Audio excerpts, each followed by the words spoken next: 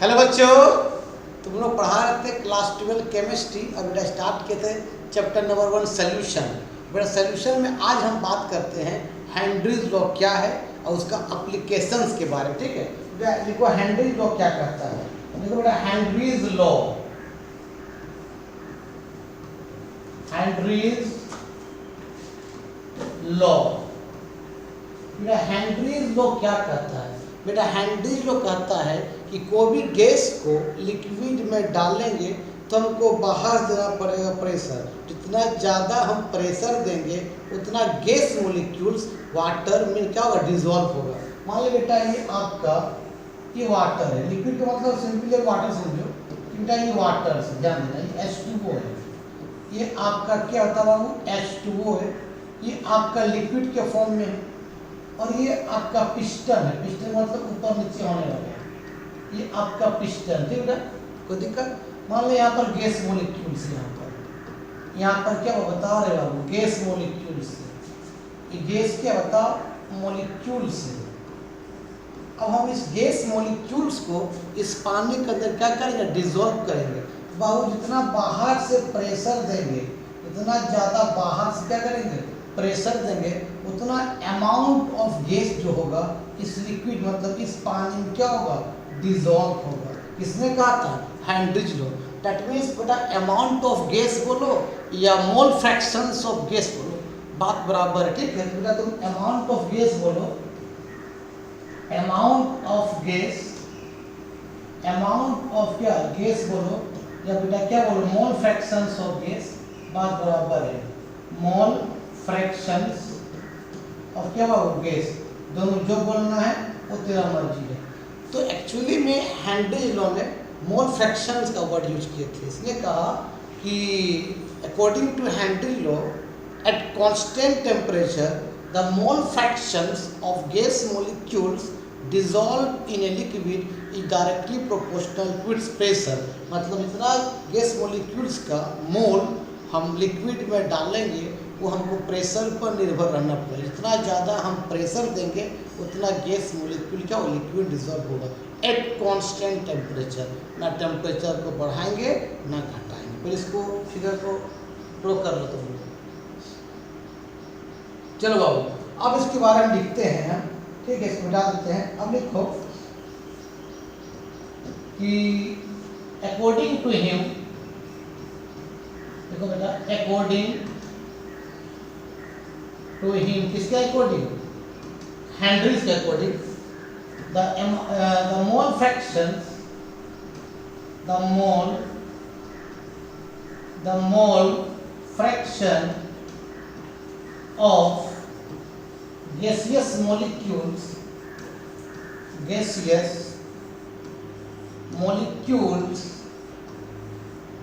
molecules dissolved in a liquid, बोलो बेटा dissolve कहाँ है, in a liquid, liquid का मतलब क्या, water, is directly proportional to, इसका मतलब is directly proportional to its applied pressure, applied pressure, applied pressure।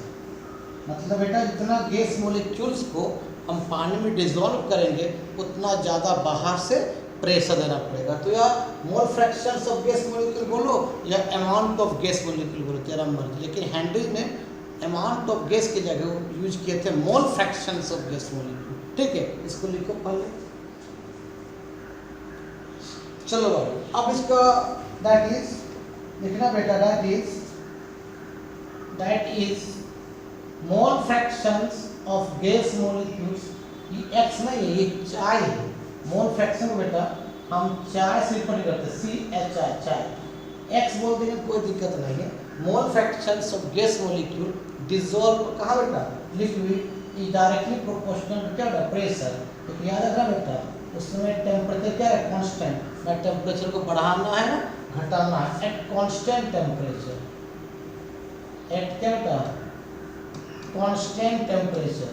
अब कभी टेम्परेचर क्या रहेगा, कांस्टेंट रहेगा। ठीक है, देखो बाबू, मोल फ्रैक्शंस ऑफ गैस डायरेक्टली घटा क्या दिया बताओ के इनटू क्या टी, ठीक है। यहाँ के क्या बेटा ये कांस्टेंट है, ये आपका एक मिनट, ये आपका क्या बेटा ये आपका कांस्टेंट है, मतलब ये डायरेक्टली कांस्टेंट बेटा, आपका डायरेक्टली कांस्टेंट है ना, ये डायरेक्टली प्रोपोर्शनल, इसको बोल से डायरेक्टली कांस्टेंट है के है। और पी क्या है बताओ, ये आपका प्रेशर जो अप्लाइड प्रेशर, जो बाहर से प्रेशर डाल रहे हैं प्रेशर है बेटा। मोल ये क्या है, मोल फ्रैक्शंस ऑफ गैस है, ये क्या बेटा बताओ मोल, बोलो बाबू मोल, बोलो फ्रैक्शंस ऑफ क्या है गैस है, इसका क्या है डायरेक्टली कांस्टेंट क्या के। तो लिखो पहले, आप सुनो बाबू ध्यान देना बेटा, इसको कैसे बताओ बाबू, के पी इक्वल क्या बताओ बाबू मोल फ्रैक्शंस ऑफ क्या लिखेंगे गैस लिखेंगे। अगर बेटा यहाँ से पी निकालेंगे तो बता क्या हो जाएगा बताओ, मोल फ्रैक्शंस ऑफ गैस इनटू कितना बताओ क्या हो जाएगा 1/k हो जाएगा, ठीक है। तो पी इक्वल टू बता क्या होगा बताओ, मोल फ्रैक्शंस ऑफ गैस इनटू बेटा 1/k को हम लोग बोलते हैं क्या KH, और यही डेरिवेशन निकलता है क्या हेनरी लॉ को, कि P equal to mole fractions of gas into KH। यहाँ से लिखो बाबू पहले,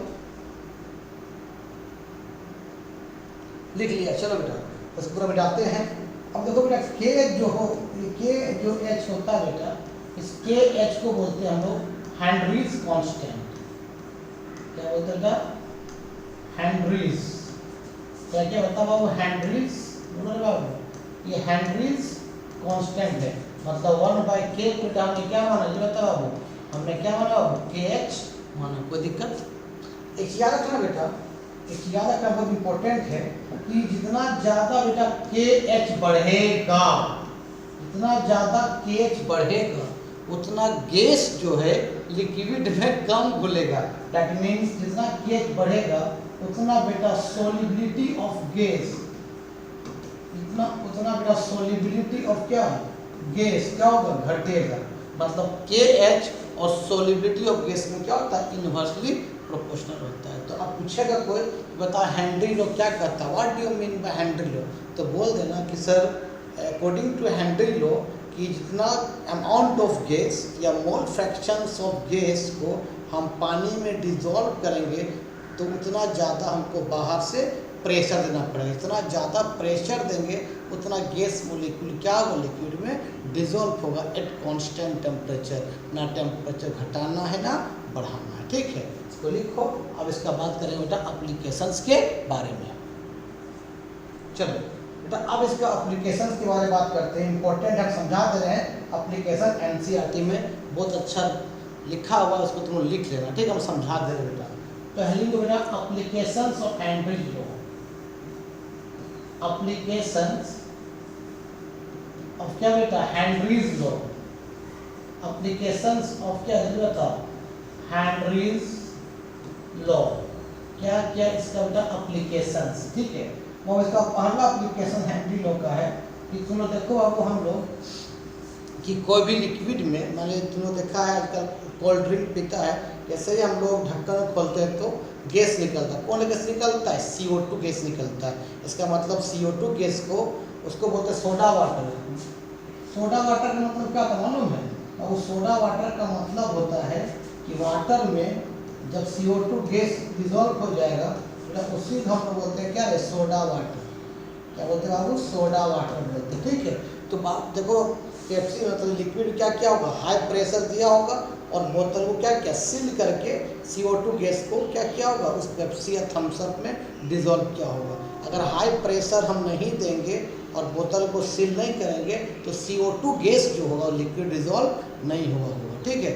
तो इसका मतलब पहला एप्लीकेशन से कि जो हम लोग सोडा वाटर पीते हैं उसमें CO2 गैस घुला रहता है, इसका मतलब क्या हम लोग क्या करते हैं बोतल को सील करके बाहर से हाई प्रेशर देंगे, इसी कारण CO2 गैस क्या होता है वो लिक्विड में डिजोल्व होता है। तो पहला एप्लीकेशन वही है कि मान लें मेरे पास ध्यान देना बेटा कि एक आपका कंटेनर, ध्यान देना बेटा यहाँ पर मान लें आपका कोई क्या है लिक्विड है, ये आपका लिक्विड, ध्यान देना ये लिक्विड है, अब बेटा ये क्लोज कंटेनर है, ये क्लोज कंटेनर, ये पिस्टन लगा हुआ है। पिस्टन का मतलब क्या होता है, ऊपर नीचे होने वाला।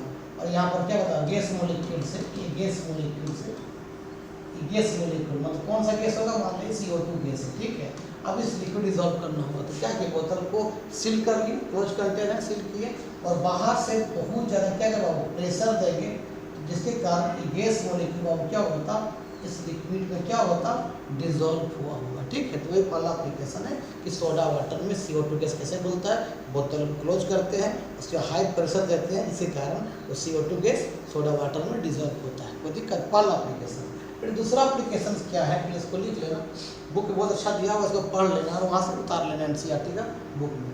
चलो बेटा दूसरा एप्लीकेशन है बेटा इसका, दूसरा एप्लीकेशन है स्कूबा ड्राइवर का, स्कूबा ड्राइवर, स्कूबा ड्राइवर समझो बेटा, ये दूसरा एप्लीकेशन बहुत इंपॉर्टेंट है। जैसे मान लीजिए ये आपका जमीन है, ये अर्थ है, ये अर्थ का बड़ा सरफेस है, ध्यान देना बेटा, ये अर्थ क्या है बाबू, ये अर्थ सरफेस है, ठीक है। और ये सब पानी है, वाटर है, ये वाटर का लेयर है। जितना ज़्यादा तुम्हारा पानी के नीचे तुम आओगे, जितना नीचे आएगा उतना ज़्यादा प्रेशर बढ़ते जाता है।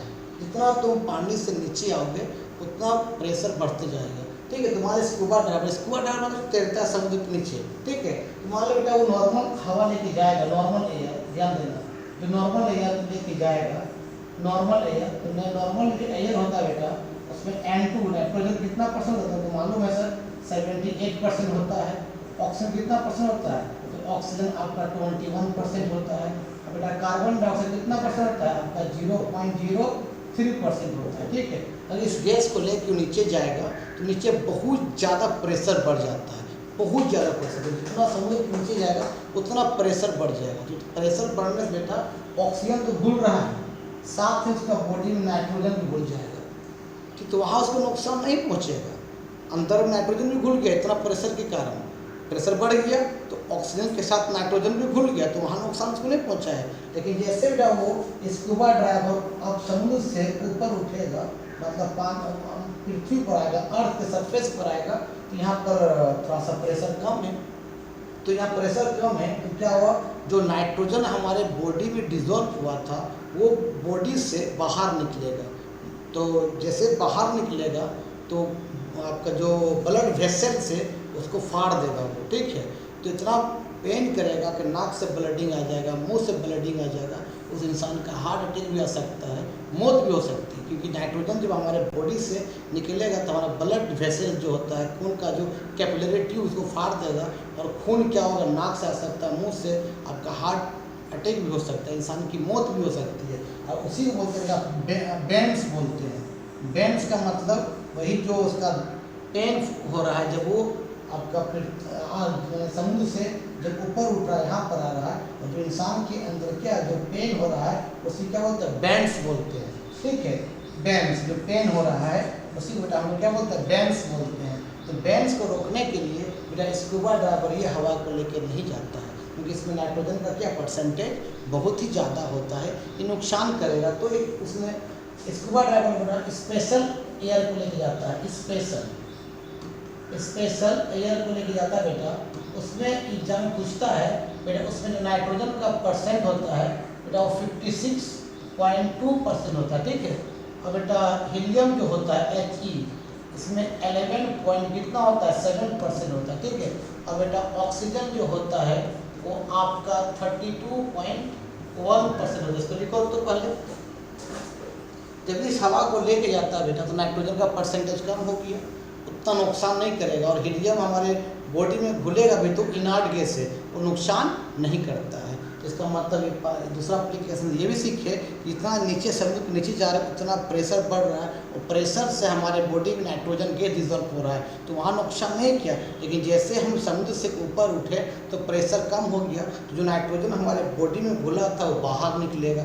जैसे बाहर निकले तो हमारा खून का जो कैपिलरी ट्यूब उसको फाड़ देगा, नाक से खून आएगा, मुंह से खून, इंसान का हार्ट अटैक आ सकता है, मर भी सकता है, ठीक है। उसी हम लोग बोलते हैं बेंस बोलते हैं। और उसी को रोकने के लिए बेटा स्पेशल हम लोग हवा को लेके जाते हैं, जिसमें नाइट्रोजन का परसेंट को क्या करते हैं, कम कर देते हैं। और हीलियम कभी परसेंटेज कुछ ले लेते हैं, क्यों हीलियम इनर्ट गैस नुकसान भी नहीं करेगा, और ऑक्सीजन का परसेंटेज क्या करते हैं हम लोग बढ़ा देते हैं, ताकि हम पेन से हम बच सके। ठीक है, तो ये दूसरा एप्लीकेशन इसका हैंडी लॉक है, इसको लिख लो बेटा। और एनसीईआरटी का बुक पढ़ लेना, वो अच्छा से समझाया है, वहाँ से लिख लेना। ठीक है, ठीक बेटा। इसका तीसरा एप्लीकेशन से बाबू, तीसरा एप्लीकेशन बेटा आपका हाई एल्टीट्यूड, हाई एल्टीट्यूड,